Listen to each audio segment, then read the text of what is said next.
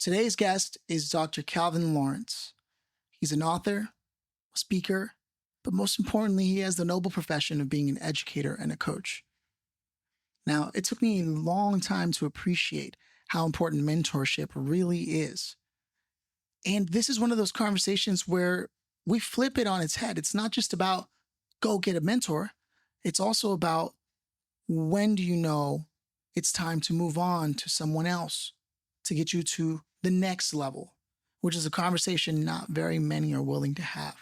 You'll see as he shares his story, he not only was willing to grow as an individual, because it has to be something that you embrace, from being able to be a leader that allows others to be leaders and having that awareness to do so, but then being able to share for those who are more experienced how important building a relationship is if you intend to impact people and have their trust when you share with them what you know needs attention. So this is a full gamut conversation for leadership, from learning how to become a leader to learning how to become a better leader now that you are one. It's truly one of those conversations that if you're interested in leadership, in getting ahead, in forging your path, or in forging an even better path, this is a conversation for you. Also happens to have written a book called The Happy Leader. And you can learn more about Calvin at Calvin Lawrence Speaks, if I'm not mistaken. Let me get this right over here. You can learn more about him at calvinlawrencespeaks.net. Without further ado, Dr. Calvin Lawrence. Dr. Calvin Lawrence, I am so grateful to have you here. I don't take any conversation for granted. I hope that you're feeling great today. Uh, one of the interesting things that I think people who are listening will respect immediately about you is when we were trying to get this book through our mutual friend Danny Felt, you made an explicit notion that you have a non-negotiable date night, and I think that is something that really speaks volumes to the type of person that you are and how important that is. Now, I want to know, It's important. at what Yeah. point in your life did that become a non-negotiable for you, and how has that When did that thing impacted? happen?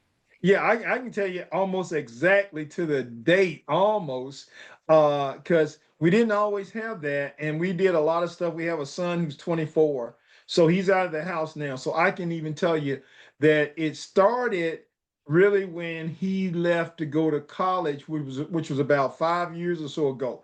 That's when it kind of got hard and fast, like it got to be non-negotiable. And the timing, Philip, is kind of funny because it took me a while. So I married my wife when I was 31. I am 65 now. So it was right around the time I turned 60 or so that I got the I guess I saw the light, and my wife helped me see the light. You got to make it so that that's the deal. So, and everywhere I go now, if people will tell me, "Oh, we want to do something on a Friday night," and when I say, I can't do it. That's one time that I can't. I can do it any other time. I'll break whatever. But Fridays are kind of become sacred, Friday evenings, and so we love to do it. But that is exactly when, and it hasn't been that long. I've been around for a while, so I kind of feel ashamed when I say that, but I'm glad we got to that place where it has become that. Yeah, it's important. Now, see, you're an educator. A lot of your skill set and what you do and how you impact and contribute to the world comes from there. So, have you been able to notice a significant difference in your relationship in particular once you've made that sacred? I think I have, Philip, because it's really like, I think it helps both of us. I would start out by saying it really the women, really benefit more. It's a female thing, the romance, all of that. But I think both sides of the equation, maybe guys get a double dose because they really need that. I think the women always know you got to do certain things. Guys, yeah, I'll go along with the plan, but we've had so much fun with it. And what we like to do is include another couple with us. That's when we kind of uh, I guess accentuate that evening with the other couple, and we talk about things we share and whatnot. But whether they're our age, whether they're younger, sometimes it's even better when they're younger because then they get the sense of what you just got through. What I think you're trying to get out to the audience too, which is that it's important. It's really so if you get them started on that early, because we didn't, my parents didn't do that. It was kind of like, you came in and you worked this whole long work week, and you were so tired you didn't have time to do anything else, and then you had children. But if you get that early, I think it really kind of helps to accentuate your marriage and all of that that goes with it. And one of the Yeah. things that I discuss in the introduction to all this is the fact that you're doing speaking. And again, Yeah. you've got the teaching and education background in particular. So when you say these things about caring to pair up and sort of get them started Mhm. early, there seems to be this bent in you to want to impact those around you. Yes. So one of my questions to you is, what was a moment in your life that sort of shaped the work that you do today? How did it change the way you approach your work? Outside of this particular idea we were talking about, is there Yes. anything in Yeah. particular you remember or recall pointing to that really just impacted the way you approach speaking, teaching, things of that nature? Okay, so wow, that is a powerful question. And it's almost like it's multi-pronged because I can tell you that when it comes to approaching, you started out with relationships and then it came teaching and the other things. And I'll go to the relationship thing first. I'll do that one first because that's more deeper to me and it started earlier. So it really started with mom in particular, and mom is a big part of my book, and she was a relationship girl, so she was really big about you got to know people at a not just a surface level. You got to really get to know them. So he was they used to have a saying about you never the type of person who never meets a stranger. Well, that was mom. Wasn't always me, but I learned it from her, and I learned it kind of early, and then it kind of started saturating my being, and I got a little bits and pieces of it. And then when she passed, which is about 3 years ago, it just kind of accelerated. I knew that I needed to take on that mantle because she was no longer around to do it. So it's like, okay, who can do this? I got to do it. Mom is not here, but her legacy lives on through me, my sister, and so we got to do it. So I just said, hey, I got to do it. The other part of that is the educational part and how to relate to people. Yeah, it kind of comes from that, and then it also comes from a trial and error process. Because I think when I started out, I hate to say this, some of the people who had me when I first started, and I taught and I coached when I first started. So I think some of them didn't get the best of me. That came later, but I was trying to figure out who I was, like most of us, try to figure out who I am as a leader, try to figure out how do I relate to people. And it wasn't always perfect, but I think I'm not so hard headed that I don't learn through trial and error. So a lot of those failures or mistakes when I didn't make it right or didn't something didn't go right, I said, what was the problem? And usually I start with me. So and this is probably a leadership lesson in itself. You always internalize things first. I don't always I don't ever put the blame on somebody outside of who I am. So what can I do and how can I make the place or the thing or the situation better?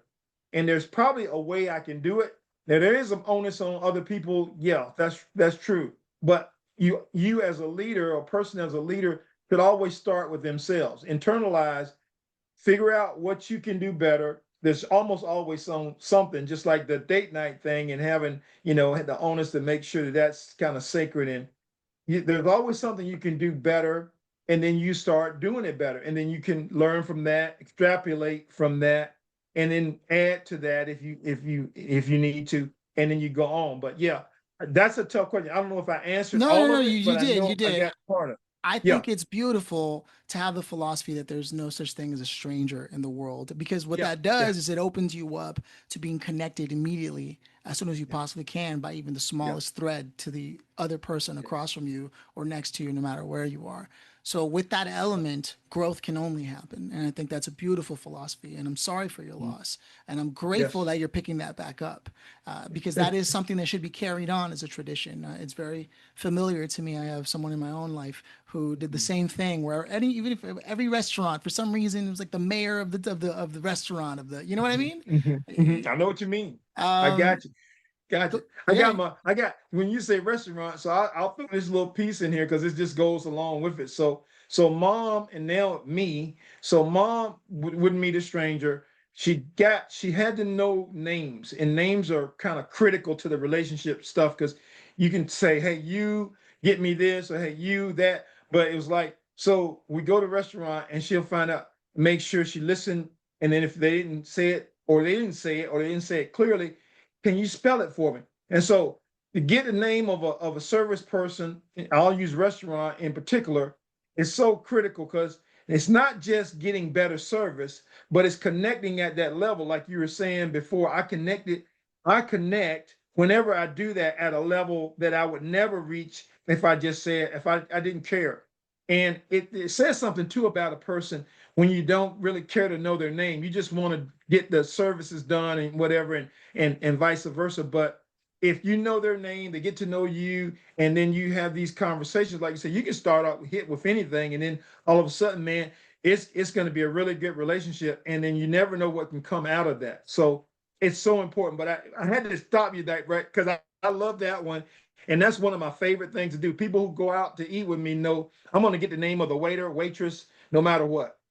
No, I know, and there are always people, uh, potentially even your partner, who will roll their eyes when they know you're doing your thing again, or you're connected. I know You're because doing your thing. I'm the Yeah. same way in that way.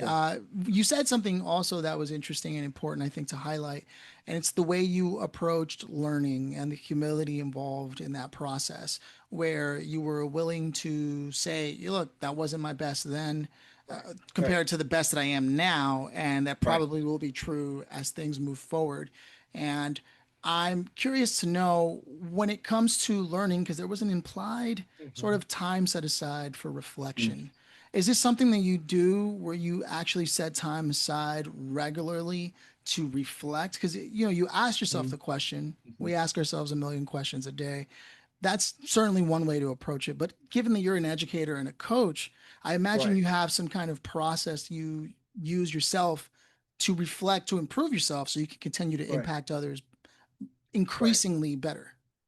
Right. So Philip, when did it start? I know it started early, and I can't always maybe put my finger on exactly when it started, but being a self-reflector, I think I'm an empathetic person as well. So I think it kind of goes hand in hand.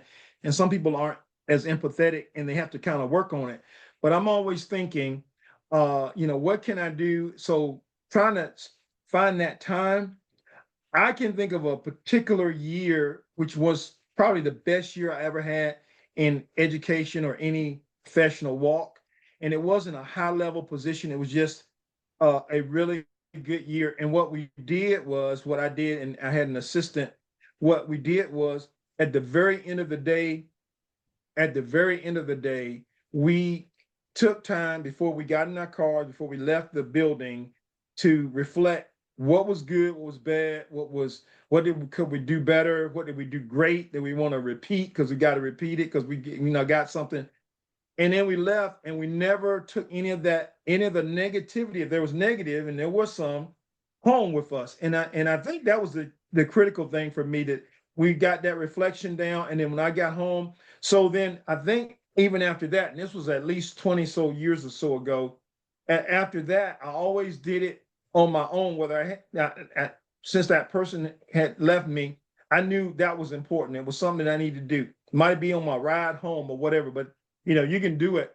Sometimes you might do it to music, or maybe it needs to be still and silent in that particular space that you're in.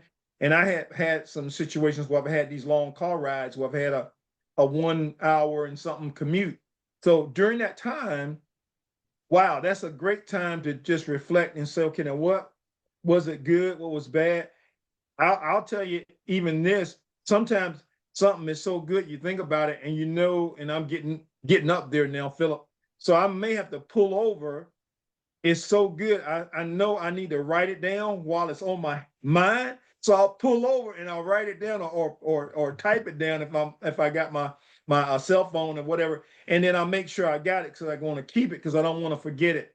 And so yeah, it's so you build those times in, and usually they're really good when you can do it. For me, at the end of the day, as things are starting to calm down, you're trying to get to a certain point, because I can reflect and look at it, and then I can go back and say, sometimes too, and I'll throw this in now, and I'll be quiet for a bit. It's like you need to do that because you thought you had an awful day, but you reflect on it and you really didn't have that bad of a day. Sometimes talking about going in and out and speaking, and I'm my worst critic, right? Most of us are. So I'm thinking I didn't do as good as I. But when I go back and I go over, or if I have a videotape or something, and I'm looking at it, and it's like, did I really say that? That was kind of good. So you reflect. The reflection also helps you to heal. If there's some whatever you felt like you didn't do, you did do it right. Sometimes you realize you did do more than you thought you did, and it helps you to go ahead and have the rest of your day. And I always said, I still say this. Hey, I want to treat people the way so that I can sleep at night. I'll sleep better when I know, even if I was wrong, I go to that person and I say I'm sorry, or I repent or whatever, because I know that that'll make me right with the person in the world that I live in. So yeah, I do have a special time to do it. Yeah, and there's also, now that I've heard you say all of that, there's an implied clarity to what you value and what you hold to be true for you, regardless of how other people act in the world. And I think Yes, that's an yeah. important quality to highlight. And it makes sense, being an educator and a coach, that you approach life that way. So I'm actually curious, if you'd indulge me here, what's maybe one mistake early on in your career, either as an educator or a coach, that taught you a crucial lesson about the business side of your craft in terms of education and coaching and writing and speaking? Okay, so I'll give you one real early in my career, because we're reflecting back, and I'm reflecting, and I'm thinking I had a buddy, a partner. She was very good and she was experienced. I was fresh out of college, and so sometimes when you're fresh out of school, you think you know everything. So I got in there, and we were gonna tag team, partner up with this stuff. But I tried to overrule her when I could, because I thought I knew more, because I was, right out of school. I had all this stuff. I had all this book learning, all this training, and she had real world experience. And it dawned on me. It took me a little while. It was like the first year and a half, maybe into the second year, where I realized this could work better if I learn a little bit more about what Lucy, that was her name, Lucy Lassiter, was going through, and what she knew and what she already knew. And then I made sure, and this was really good. I started, and I didn't get this. I don't remember getting this at school, but I just got it. I don't know who I got it from, but I made sure that if she was the expert on a particular subject, this is a good leadership piece, then she became the expert on that subject. I took the back seat role, whether I was supposed to be leading or not. She's the expert. So I didn't do that always at the beginning, as I'm telling on myself.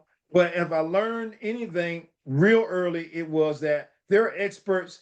Sometimes some of the students were experts. I'm gonna be just real frank with you. And in talking about technology, because we had a little talk about technology. Sometimes my students technical geniuses, and so I just take the back seat when it becomes very clear that they're the ones that I need to listen to, and I need to learn from them, as opposed to now we kind of reverse roles. But I learned that really early, and I think that was one of the first times I really can go back to and say, yeah, that was something I learned, and I'm glad I was able to kind of pivot a little bit and to make it a little bit better for us as a team. There's two things I love that are happening in our conversation. Number one is it's clear you also know what you're after, no matter where you are. This presence of mind that you have to point out this is a leadership tip, right? Not a lot of Mm-hmm. people can speak at the same time as they're thinking about what they're about to say and how it may land. And so framing things is a skill that a lot of Mm-hmm. people haven't Mm-hmm. learned in communication. And I think that's something that you were doing and exhibiting throughout this conversation that's worth highlighting, because as a speaker, as an educator, as a coach, being able to create that framing is super important. I want people who are listening to this kind of conversation, where we have the benefit of having an educator and coach here with us, a speaker, an author, that this is a skill that's important to develop if this is interesting to you. The other is, I want to again point out how much humility seems to be a theme, whether it's growing into it or now living Mm-hmm. it as you developed and as you are now. That's also another thing that's been happening in our conversation, and it's Mm-hmm. important to highlight those things for anybody that's listening so far. With that said, I want to transition, because I want to keep things moving here, into Yes, something that I sir. think is relevant here, and that is a resource or connection that you wish you knew about earlier in your career that you know about now and how that's impacted you? Can you speak Oh, on that? oh, I've got that one. Oh, that's a great one. Great one, Philip. So I did not realize until later in the career, later in my career, how important mentors are when you're, just like I said, that thing about Lucy, and I could use her as a mentor in particular because of her experiences that she had already, I mean, she was like a 20 or 30-year veteran. Here I am fresh out of the woods. And so I didn't realize how important it was to really lock into my mentors. Now, I'll give you this, because some of it I wrote about, some of them kind of locked into me. It's kind of like I got real lucky because there were people who just knew I needed some help, and they would come alongside of me and they would do some things. But if I had to go back and do it again, and if I had to share with, and I love to do this when I'm sharing with young people fresh out of high school, fresh out of college, or trying to start their lives, it's like you got to get those people in your life, because life you can't do your professional life. You can't do your personal life. You can't do much of anything well by yourself. You can do some things, but very rarely does anyone who's great get to that place without having a lot of people who've helped them along the way. And so I realized, and now realize after the fact, there were some people that were really trying to guide me. Some of them just did it, even if I kind of was resistant to their help. And then there are others that I wish I had gotten a little bit more from, because they were there and they were available. And I'll throw this in before again, uh, there are so many people who are experienced who they're waiting for the opportunity to just share. And I said this to a young group not too long ago. Most of the times, there's old heads that get to the point like me with no hair, and they're at this point. What they really would love to do is impart whatever they have. If there's knowledge they can drop, anything they can do, any wisdom, even if just a little snippet of something, they're just waiting sometimes for that opportunity to do it. And I could have taken more advantage, and I should have taken more advantage. As I got older, I realized I needed people and I knew what to do, but it took me a while. I would say to anybody, especially when you're young, coming out, starting out, man, that is the one thing. If you know, I was going to say this. I wasn't going to say this, but now I'll say this. There was a study done at John Hopkins, and in Hopkins, which is probably the premier medical school in the country, maybe in the world. They started to pair up their young doctors with older doctors, because how critical mentoring was. So when I saw that report, and I need to get it, I need to share that a lot more. When I saw that report, I saw how critical is it to have people, because they're doing it in a field of profession that, I mean, you could wash out really quick, or you could really mess up and something could happen. You need to have some people with you that you can talk, that really know the real deal on whatever. And it really goes all the way down to any walk of life, you could say. But that's the one, if I had to share, and I probably spent too much time, because No, it's kind of one of those ones that, yeah, I get excited about that one. I think this could even be the crux of our conversation outside Yeah, of talking yeah, about what you're working on now for two yeah. reasons. Number one, as we continue to move forward with technology, we're becoming more and more remote based, right? I'm just look at Yes. the way we're doing this Yes. interview Yeah. now. Now Yes, there are sir. circumstances. You're in Texas, Hmm. right? I'm in Los Angeles. There's only so much Right. we can Right. do. But there are kids who are coming into a workforce where it's remote only. Talk Yes. about there are entry level jobs that are disappearing because of Yes. technology, right? And yet there are things that you can only learn by hanging out with people who just have Hmm. more Hmm. years than you, Hmm. Hmm. right? Hmm. Whether it's how to act right in terms Right. of attitude and how to address people, right? Right. To even just basic manners and cleaning Yes. up after yourself. A lot of things that have kind of been lost in this younger generation. And I'm not Yeah. You're taking not it picking dump. on them. Oh Yeah. yeah, yeah. I'm not Yeah. picking on them. Yeah. But the truth is, there are just some things that maybe aren't learned at home anymore. And this is no reflection on the parents either, because they're Right. also just keeping their Hmm. heads above water. Right. Hmm. So, in your experience so far being an educator, have you felt that this is a big deal and something that just comes about every day in your day to day in the profession that you're in? Because you Oh interface with a yeah. lot of people. Yes. Yeah. Oh yeah. I believe it. And like I was saying before, all walks of life. when it comes to, and I've been in the education field, so a lot of students, a lot of, and I see it being an issue when people get out, when they get out and they start working, and then they're looking to, what more is there, what else is there, part of my deal the first 5 years was I got to a certain point and then I didn't know where to go next, and so I really needed help and some guidance. They're not going to tell you you got to do it this way. They're just going to share information with you and all that other stuff. But I do believe what you say and what you're saying, Philip, is so spot on. Is that we have kind of distanced ourselves from a lot of those experiences where people can just sit there and just talk, and while they're chewing the fat, while they're just having a conversation, little things come up, and then the more you get to know people, the deeper you can go, because you can't go very deep with people if you don't know them very well, right?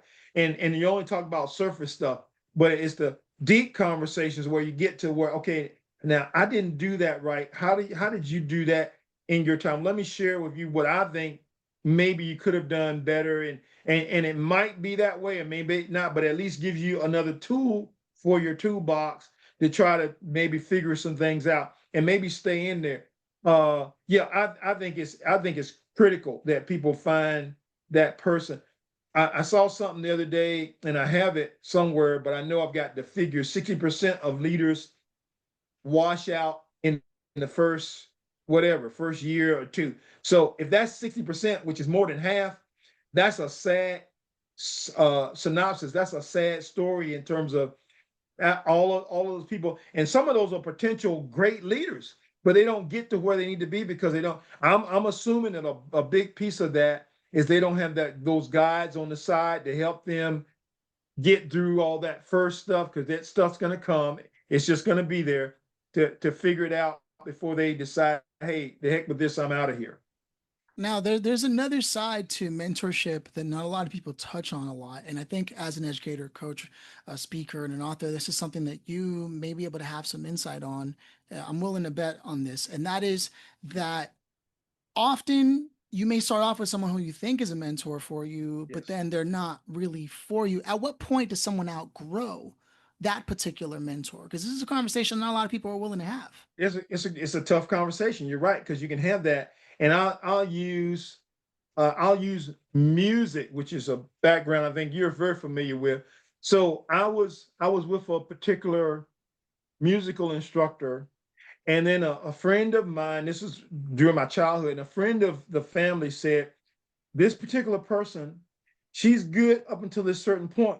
But when you get to this point, you're going to need to go somewhere else to get the instruction, because she's great at the foundational, but she's not going to get you to the next level that you need to be. Now, I'm not trying to be harsh with that lady. I'm not even calling her name, but she did do a good job, and it was exactly the way he called it. So we had to take, my sister and I were taking piano lessons. We had to move on to another person. So I'm using that as a mini example, but I think there are people who come into your life, and there will be transitional types of leader mentors that will come in, and they will be there just for a period, or my wife likes to say a season. So they're in there for a season, and they're not there. And then there are others that I've had Philip personally, that I've had from beginning to the end, and I still have them because they're type of mentor that speaks my language and all the other things and even maybe in my field, and I've held on to them. But there are a lot of times when you have a person that you may move on, they may move on from you, you may move on from them, and that's okay as long as during that time, and if you reflect back, you remember what you got, those good things that you got from them, the tips that you needed, because at that time they were maybe exactly what you needed for that period in your life.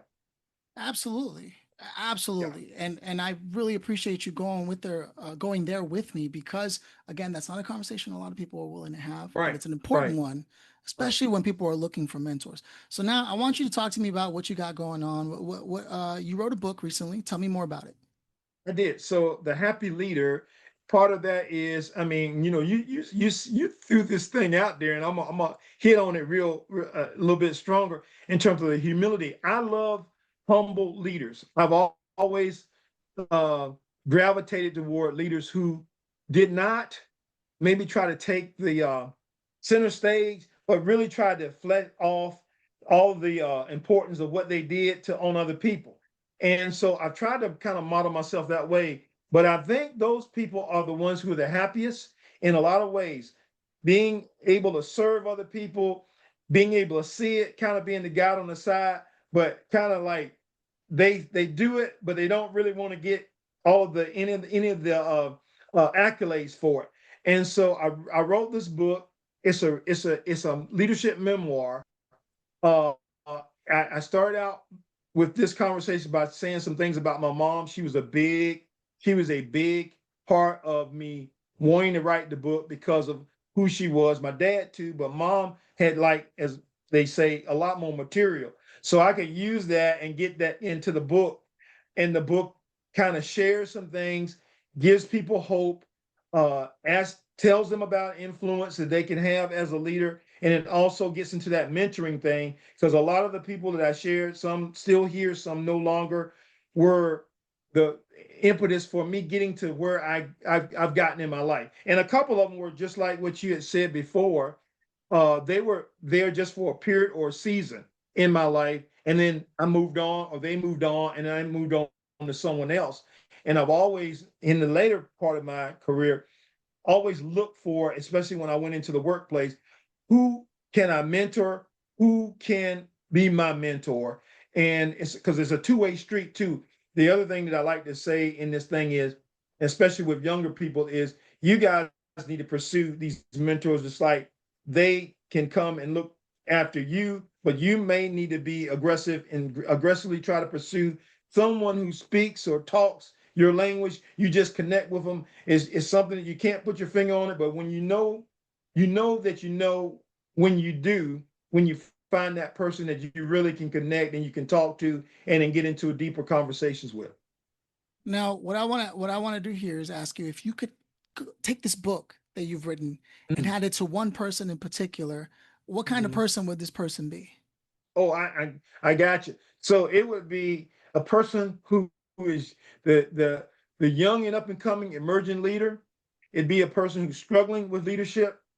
It would be person who needs some hope. They've been downtrodden. They've been uh, maybe abused at work. They've had a lot of down situations. I have a whole chapter about what I call them desert times. Some of the younger people have called these times dips or whatever. But there's some language, whatever language you want to use. And so if it inspires some person to get out of that dip and to realize, hey, there's hope. If this guy can get recover from 7 or 8 or 9 of these times when in his life when he could have just given up, you know, I can do it too. So uh, those are the types of people. Those are the types of people I would say if I had to give the book to one person, it would be that person, and it might all be in one package. You have a young person who's really frustrated and not sure where they want to go, not sure what they want to do. They've been kind of rejected at home, rejected everywhere. Don't have a mentor. Don't see the light. Man, that would be the person. I think that would be like number one. Now, you first pointed to someone looking and striving for leadership. How do you define leadership in today's day and age? Good question. So, what I would say is leadership is not so much maybe the title, but it's it being able to influence someone in a positive way, and almost any of us can do that. Uh, it's it's almost as simple as that, Philip. If I really want to get down to it, that's why my definition. It's like people have a definition for success, and all of them, all of the definitions are kind of different. But with me, with regards to leadership, it's like you've got to be a person of influence. You've got to be a person who inspires. You've got to be a person uh, who also is service. We talked about being humble, so you're service oriented. So you're willing to go the extra mile for people. And if you do that, you're a leader. That's my definition of leadership. Okay, I love it. And a lot of what we talked about so far, I think, has really addressed things that like would be leaders are going to be able to appreciate because it's speaking to them at a place in their life where Yes. they can apply those things. Now, what about some people who are a little more experienced, a little more set into their careers and what they're doing? What something that's becoming increasingly important to me as I get put into roles and positions where Mm, I have to manage people, something I've never been interested mm, in, mhm. right? But it is a But yeah, necessary it's caution necessary. as you Yes. get Yeah. older and you get put in certain Yeah. positions.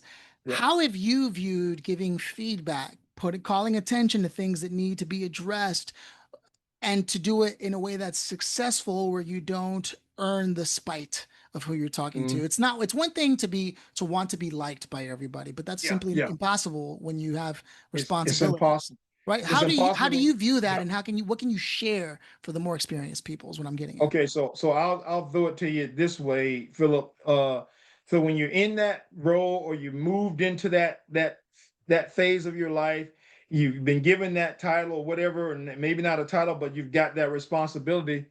It really comes down to the relationships that you're trying to build, and you're trying to create also with regard to the relationships, an environment where people can thrive and feel successful, but also trustworthy or trusting in terms of this is a good environment that I can open myself to be taught or be assisted. And if you are able to do that, then I think great things can come out of that. And I think everybody can be happy when it comes to that deal. You don't have this uh what was the one term was a quiet quitting where people are there but Yeah, they're yeah, not yeah. really there, they want to get somewhere else. Yeah, they got to get out of there, and you don't maybe get that when you develop these really good relationships. It may be that the pay is higher at the other place, but it would be a horrible situation with regards to where you are, what you have, and what you created where you are. So what I would like to say to people who are in that place is start with relationships. Relationships are critical. And then right there with regard to relationships is the trust factor. And trust is just you got to build this thing every day. So you got to be consistent. You got to keep doing the thing. You may not be able to treat everybody the same because people are so different. That's a conundrum when it comes to working with multiple types of people. But give them the attention that they deserve, and then just develop these relationships. And if you do that, and then you prove yourself trustworthy to them, then the good things happen. And even like I said before about like the expert, uh, somebody else may be the expert.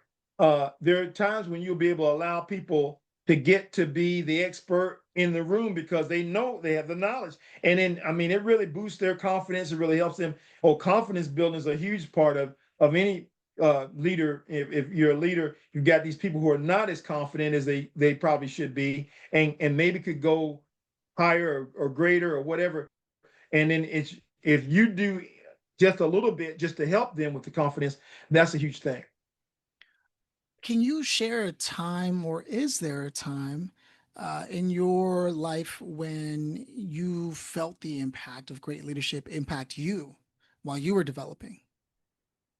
Yes, I can tell you a couple of times. So way back when I was at a school here and this is way back because I was still in school, a master's program, but I had a leader, one of the leaders that I still have held on to this day, still around, he and his wife. I felt that impact. Uh, I'll tell you what they did. It was really they role modeled it. So it was they opened their home. They spent time with me.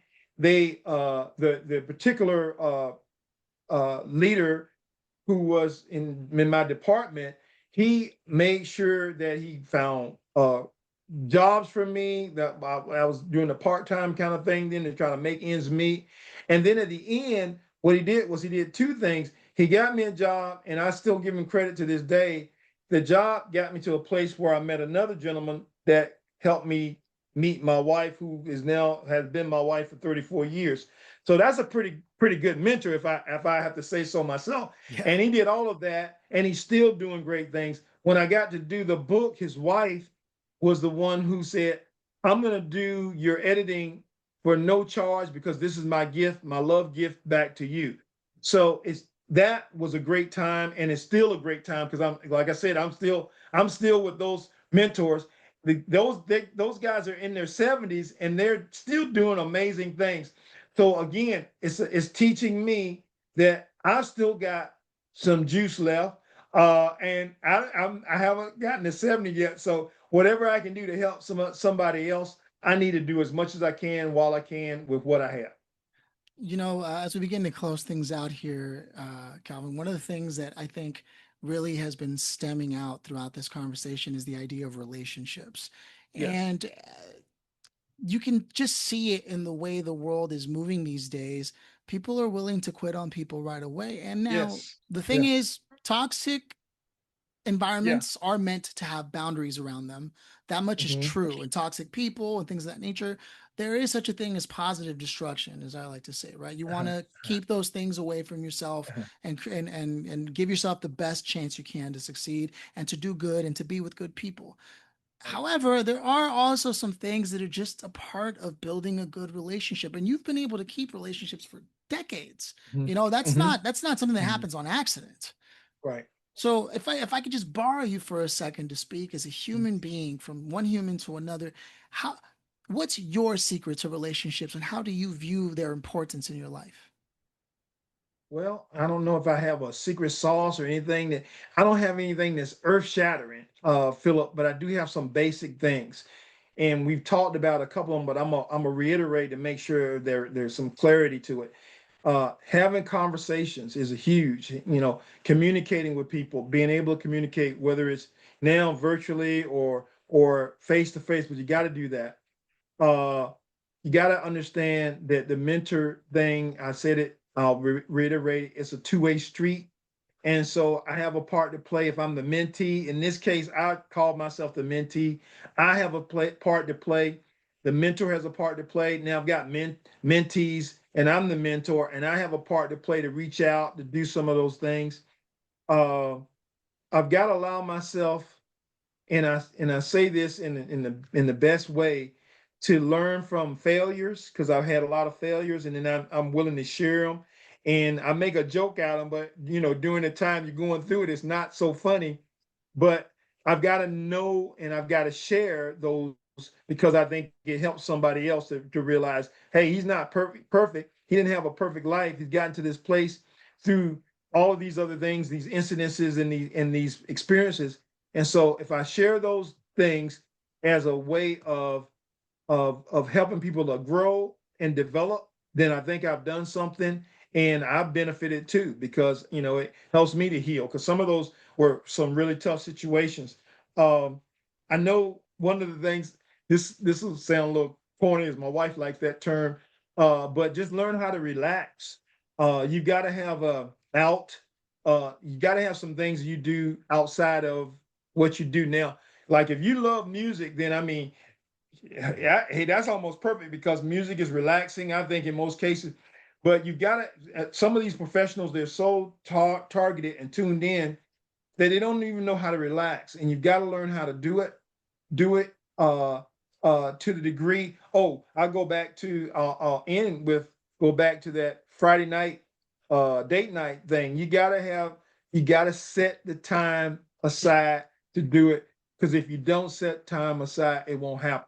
So you got to do those things. The things that need to happen, learn how to set times aside, and then they'll happen, and you'll be the better for it. Thank you for bringing that back full circle. It's so true. If you don't make the time for what it is you want to Yeah, happen, it ain't gonna happen. It's yeah, just that's just the way it is. I love that because and that's the whole point. And I think that's kind of the cherry or the icing on top here for the conversation is it doesn't have to be earth shattering because no, often the things that create those life changing things as it builds up are really some of the basics in life. mhm, And yeah, that's just what I'm getting from what you've been sharing here in this entire conversation is it's not rocket science, it's not magic, yeah, it's yeah, humility, it's understanding, it's mhm, giving grace, not just to others, but yourself. mhm, yes, And it's right, being willing to grow and also being willing to help others grow. All combined create a life that feels like it's bringing some satisfaction. And at the end of the day, regardless of what path we're trying to pursue, that's really what we all want. Is a little slice of this Right. life we call, life.